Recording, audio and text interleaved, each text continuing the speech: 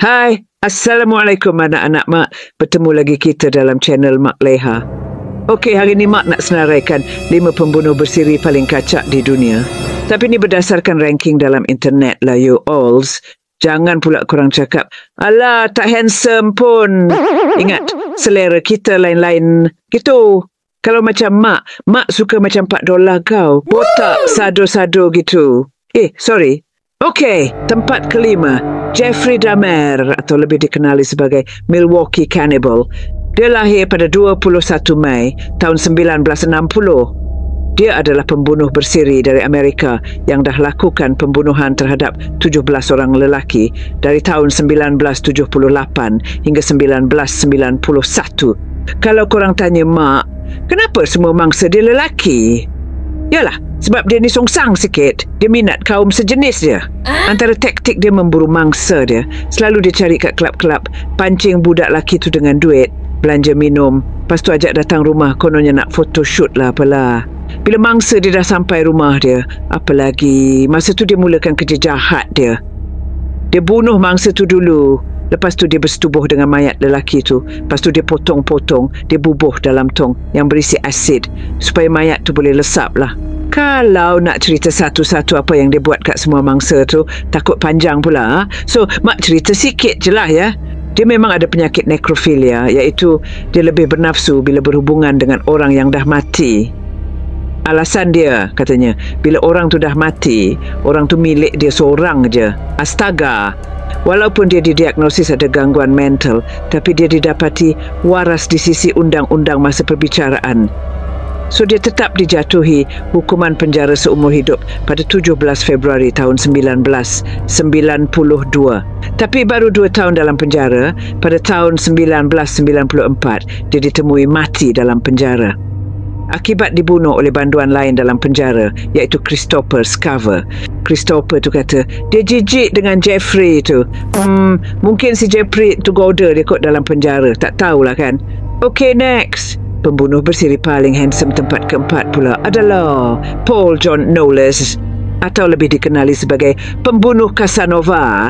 Paul menggunakan ketampanan dia untuk memikat dan menggoda mangsa sebelum merogol dan membunuh mereka. Tapi dia ni pemburu wanita pula. Berkata Irwansyah, aku memang pencinta wanita, tapi aku bukan buaya. Ya Allah, lagu zaman bila tu?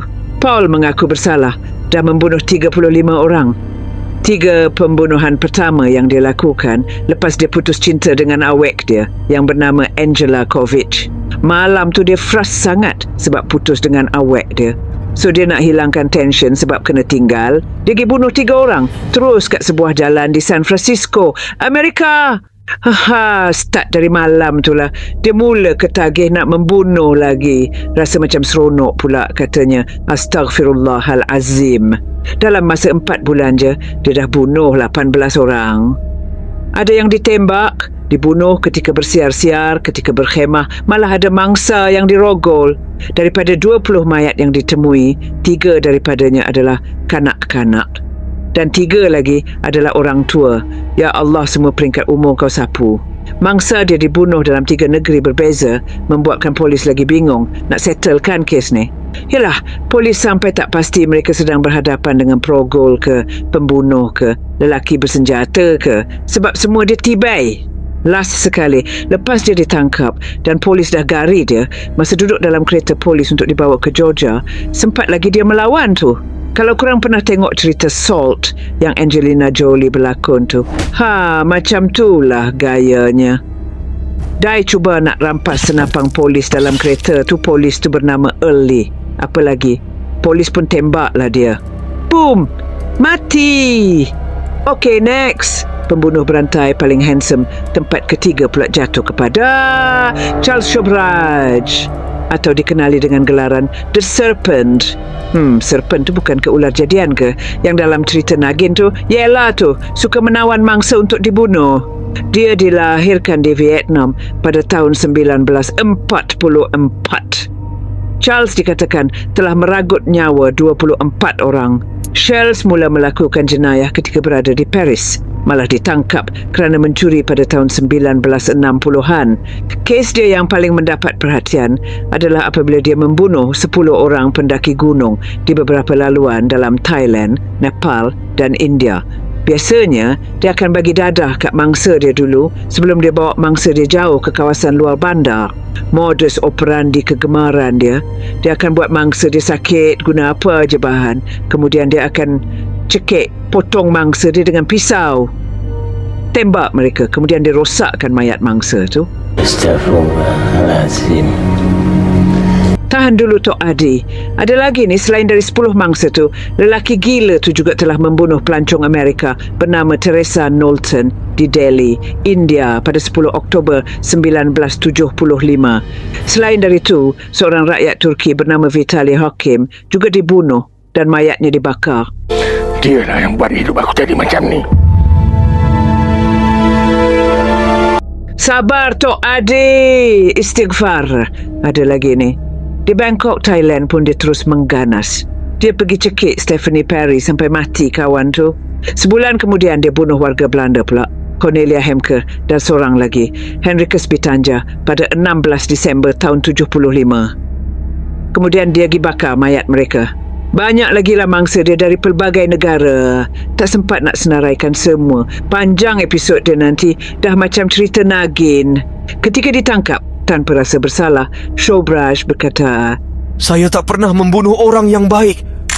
Walaupun dia melakukan banyak pembunuhan yang aku geram tu, hukum dia ringan je. Baru 20 tahun di penjara, dia dibebaskan dari penjara di India dan pulang ke Perancis. Cheese, tak puas aku. Tak lama lepas tu, dia dikesan berada di Kathmandu. Ada seorang wartawan tu ternampak dia, lalu report polis. 2 hari kemudian dia ditahan semula sebab dituduh melakukan beberapa siri pembunuhan. Tak serik lagi. Dia sekarang sedang menjalani hukuman penjara seumur hidup. Hidup lagi dia tu. Okay, next. Naib Johan bagi kategori pembunuh bersiri paling handsome dalam sejarah pula jatuh kepada Richard Ramirez, atau dikenali sebagai Night Stalker. Dia lahir pada 28 Februari tahun 1960 di Texas, Amerika. Dari kecil lagi, hidup dia dah bermasalah. Pertama kali dia melakukan pembunuhan pada usia dia 24 tahun. Mangsa dia, seorang wanita warga emas berusia 79 tahun bernama Jenny Vinchau. Asalnya, dia nak rompak rumah nenek tu. Tapi mungkin nenek tu terjaga, dia pun menyerang mangsa secara seksual, lepas tu dia tikam dan bunuh terus. Ya Allah, nenek-nenek dah tu nak Serangan berikutnya berlaku 9 bulan kemudian. Pada 17 Mac tahun 1985, dia menyerang Maria Hernandez, tapi wanita tu berjaya lari. Oleh kerana dia tak puas hati sebab si Maria tu lari, dia pergi bunuh rakan sebilik Maria tu bernama Dele Okazaki. Lepas tu, dia tak puas hati lagi. Petang tu juga, pada hari yang sama, dia pergi tembak dan bunuh pula mangsa baru yang bernama Tsai Lian Yu. Sudahlah tu. Yang penting sekarang ni, jenazah ni mesti kita uruskan dulu. Ya. Sabar dulu Tok Adi. Masih ada mangsa baru lepas tu. Ya betul tu. 10 hari kemudian, dia bunuh pula Vincent Zazara berusia 64 tahun dan isterinya yang berusia 44 tahun. Dia tembak si Vincent tu sampai mati. Lepas tu dia lakukan serangan seksual terhadap isteri Vincent tu. Lepas dah puas, dia tikam bini Vincent tu pula sampai mati. Tak puas hati lagi, dia pergi korek pula biji mata si Vincent tu. Ya Allah. Dalam tempoh 1 tahun je, dia dah bunuh lebih dari 12 orang dan menyiksa 25 orang mangsa. Dia ditangkap pada tanggal 31 bulan 8, 85. Hari yang mulia, hari bahagia. Ini pasti menjadi sejarah. Astaghfirullahaladzim. Waktu tu, dia tengah nak mencuri kereta. Lepas tu tertangkap. Orang awam pukul dia beramai-ramai. Hantar balai. Dia disabit kesalahan terhadap 43 pertuduhan, termasuk 13 kes bunuh, 5 cubaan bunuh dan 11 serangan seksual. Yang peliknya, waktu dalam penjara, dia menerima 75 surat cinta dari peminatnya sebab dia penjenayah kacak, katanya. Lalu dia berkahwin dengan peminatnya, Doreen Leoy, pada tahun 1996 di penjara California's San Quentin State. Richard meninggal dunia pada 7 Jun 2013 ketika berusia 53 tahun kerana penyakit. Johan, Eza, mari tolong tu kita uruskan jenazah ni dulu. Okay, next. Tibalah masa untuk kita mengumumkan juara bagi kategori pembunuh berantai paling handsome dalam sejarah. Juara tepat pertama dimenangi oleh tak lain tak bukan Ted Bundy. Bermodalkan senyuman manis dan tutur kata yang lembut, dia sering berpura-pura tangannya berbalut. Kononnya sakit, lepas tu dia minta tolong gadis untuk mengangkat buku atau apa saja barang ke dalam bonet keretanya. Tanpa syak wasangka, ditambah pula cair dengan ayat dan wajah Ted, mereka membantu lelaki tersebut. Tanpa mengetahui fakta bahawa dia merupakan pembunuh bersiri yang telah membunuh 30 gadis di negara itu sekitar tahun 70-an. Sebaik sahaja gadis itu berada di belakang kereta, Ted terus memukulnya sehingga pengsan. Itulah yang terjadi kepada Nancy Wilcox, Roberta Parks, Brenda Ball, Kimberly Rich, Catherine Devine dan ramai lagi lah. Lepas mangsa dah pengsan, dia bawa mangsa tu ke satu lokasi lain sebelum merogol dan membunuh para wanita tersebut. Kemudian dia sorok mayat tu dalam hutan yang orang jarang masuk. Bahkan, dia akan datang semula ke kawasan itu dan merogol mayat yang dah mereput tu. Ya Allah, kesian jenazah.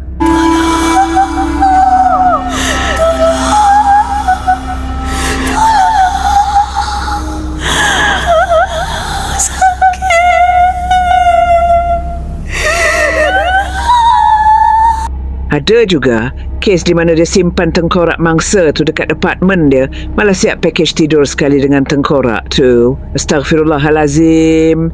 Dalam tempoh 6 bulan, 6 gadis dilaporkan hilang di Oregon dan Washington, membuatkan orang mula berasa panik. Sebab dari tahun 1974 hingga tahun 78, Ted sedang aktif memburu mangsa.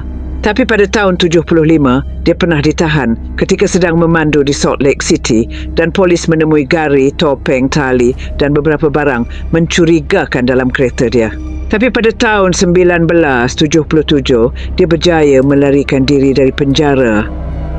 2 minggu lepas tu, ingatkan taubat, rupanya dia masih sambung membunuh lagi. Ya Allah. Akhirnya Ted mengaku bersalah dah bunuh 30 orang wanita. Dan dia dihukum mati menggunakan kerusi elektrik pada 24 Januari tahun 1989. Okeylah you alls. Itulah dia 5 lelaki yang mempunyai wajah tampan tapi lebih kejam dari buaya. Tapi lagi kejam kalau you alls tak subscribe Mak. Penat Mak bercerita, kering air liu. Tolonglah support Mak sikit anak-anak Mak. Tekan je butang subscribe kat bawah tu. Lepas tu tekan loceng supaya Mak lebih bersemangat sikit nak bercerita lepas ni kalau anak-anak Mak di sisi. Macam tu lah baru anak-anak Mak. Sayang korang. Kita jumpa lagi di video berikutnya. Semoga korang semua sihat, dilindungi Allah Subhanahu wa Ta'ala. Amin. Assalamualaikum. Muah.